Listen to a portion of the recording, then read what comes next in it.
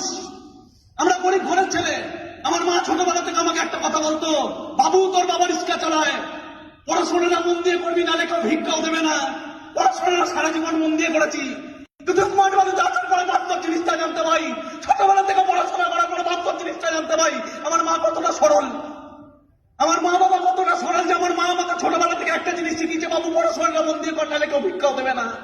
Smart বাড়িতে আসার পর জানতে পেরেছি আমাদের মতো ছেলে মেয়েদের প্রাইভেট কোম্পানি ভিক্ষা দেয়, কারণ আমরা পড়াশোনা করি তাই।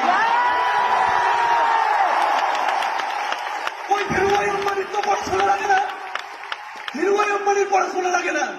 ধীরুভাই আম্বানি আজকের দিনে আইআইটিকে ভিক্ষা দেয়, ধীরুভাই আম্বানি আজকের দিনে দাঁড়িয়ে কোটি কোটি মানুষকে চাকরি দেয়। আমি কেন পয়দা হইনি ধীরুভাই আম্বানি হওয়ার জন্য?